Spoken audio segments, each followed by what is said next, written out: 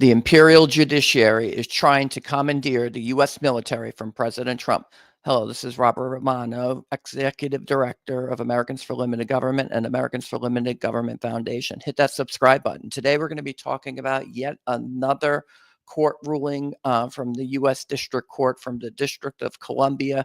Apparently, the most important judges in the history of the universe ever, because they are going to commandeer the Article 2 executive powers, including that of the Commander-in-Chief from President Donald Trump and every other president who has ever served or ever will serve. I'd say that this pretty much qualifies for a constitutional crisis, and I just want to jump right in. We're going to get right to my story here. Here it is, the Imperial Judiciary. There's President Trump and Secretary of Defense Pete Hegseth recently confirmed in yet more violence done to the federal Constitution by an unelected judge, almost certainly exceeding her authority. In Talbot v. United States, U.S. District Judge for the District of Columbia, Judge Reyes, has decided to put in an injunction on President Trump's January 27 executive order expanding the list of disqualifying psychological disorders to include persons suffering from gender dysphoria from military service after they were summarily discharged under a February 26 Defense Department memorandum. Now, we're talking about this particular executive order from President Trump from January 27, prioritizing military excellence and readiness, says by the authority vested in me. The U.S. military has a clear mission to protect the American people and our homeland as the world's most lethal and effective fighting force. Success in this existential mission requires a singular focus on developing the requisite warrior ethos, and the pursuit of military excellence cannot be diluted to accommodate political agendas or other harmful ideologies. And that includes, diversity, equity, and inclusion, which has taken over not just the military and governmental institutions, but also you see it proliferated through private and public schools and in private corporations and so forth. Or you see these racial and gender hiring quotas. And the U.S. military was no different, whereas gender dysphoria might have been a disqualifier in years past under the Biden administration. They changed that. I said, no. That's no longer a disqualifying psychological disorder. And this is a memorandum on February 26, 2025, where the Trump administration puts it back. They say, no. We're going to put the psychological disorders back the way they were all of these years. And gender dysphoria is now a disqualifying condition under the military rules here. But according to Judge Reyes's ruling, and here's her memorandum opinion, again, the District of Columbia District Court is just up to no good here. Quote, plaintiffs have shown they're likely to succeed on their Fifth Amendment claim, which entailed, quote, that the military ban violates the equal protection component of the due process clause of the Fifth Amendment. They also allege the military ban violates the currently serving plaintiffs' procedural due process rights under the Fifth Amendment. Now, gender dysphoria, if you want to just go with the psychiatry.org definition here, we can do that for sure. What is gender dysphoria? Let's get out of these cookies here. The term transgender refers to a person whose sex assigned at birth, the sex assigned at birth, usually based on external genitalia, does not align with their gender ideology or their gender identity, one psychological sense of their gender. Okay. So that's what it is. And now, President Trump, as the commander-in-chief of the military, under Article 2 of the Constitution, and Defense Secretary Pete Hegseth have expanded the list of qualifying disorders to include gender dysphoria. And you can actually see the all of the various disorders and medical conditions that are disqualifying from serving in the military, and they are numerous. We see here that chronic insomnia, narcolepsy, things like that, attention deficit disorder, history of learning disorders, including dyslexia, Let's see what else we have here. Comorbid mental disorders, history of disorders with psychotic features such as schizophrenic disorders, delusional disorders, and other unspecified psychoses or mood disorders with psychotic features. History of bipolar or related disorders, depressive disorder, history of single adjustment disorder, conduct disorders, oppositional defiance disorders, and other behavior disorders, personality disorders, or maladaptive personality traits, including reasonable suspicion for the presence of an undiagnosed personality disorder. Let's see what else we have here. Encopresis after the 13th birthday, any history of a eating disorder, any current communication disorder that significantly interferes with producing speech or repeating commands, history of suicidality, history of self-harm, history of obsessive-compulsive disorder, history of trauma or stressor-related disorders, including post-traumatic stress disorder, history of anxiety, history of dissociative disorders or multiple personalities. I mean, yeah, I mean, sorry, Dr. Jekyll and Dr. Bruce Banner, but Mr. Hyde and Hulk might be great for dropping out of a sky into the enemy lines there, but they probably wouldn't follow orders very well. So no, that would be disqualifying too. They do mention gender dysphoria here, but only under specific circumstances.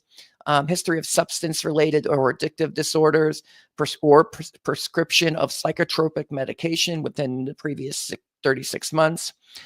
History of mental disorders that may reasonably be expected to interfere or prevent satisfactory performance of military duty. Prior psychiatric hospitalization for any cause.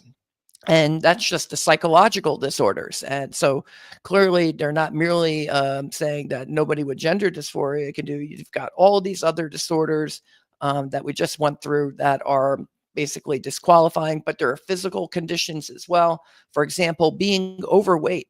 There's a height and weight requirement chart. Here's goarmy.com.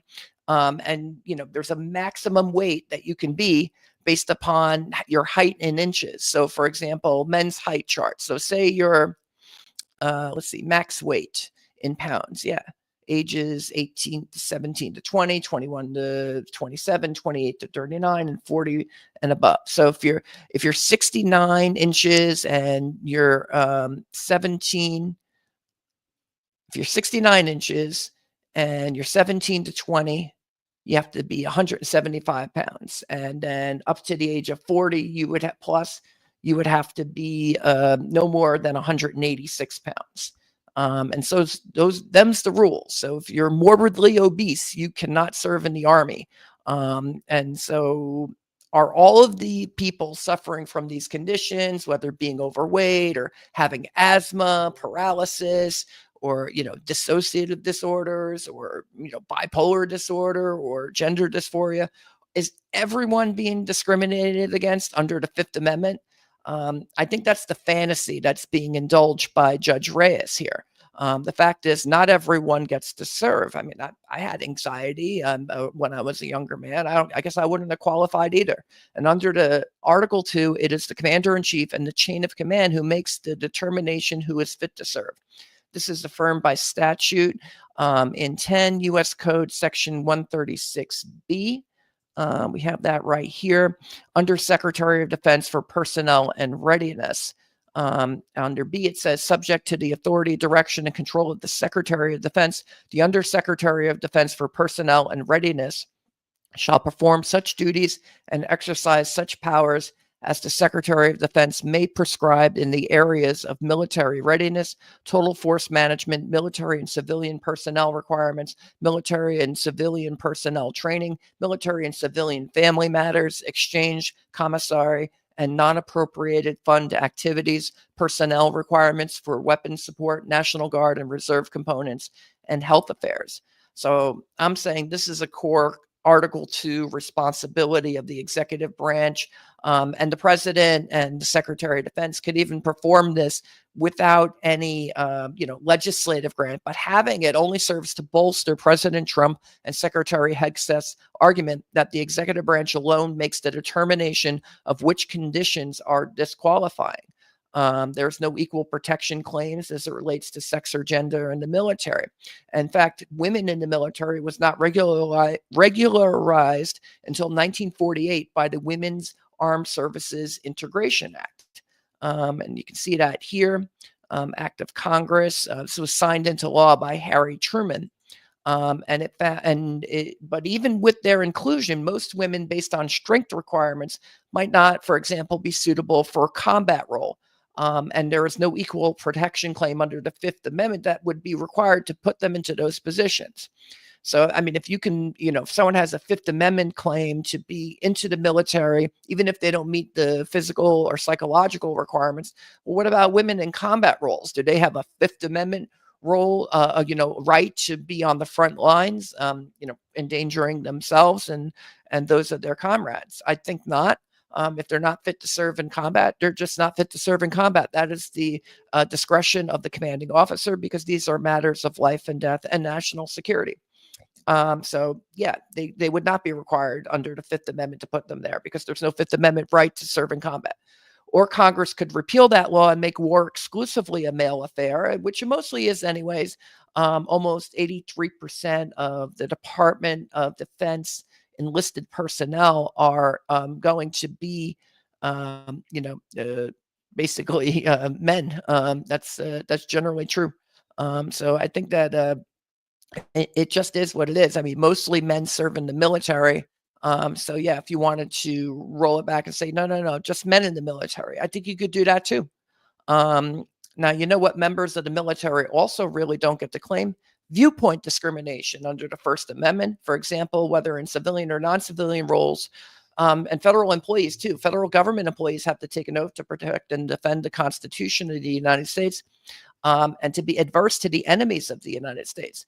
Thinking about overthrowing the government, want to lead a communist revolution for everyone to murder their bosses and steal their property?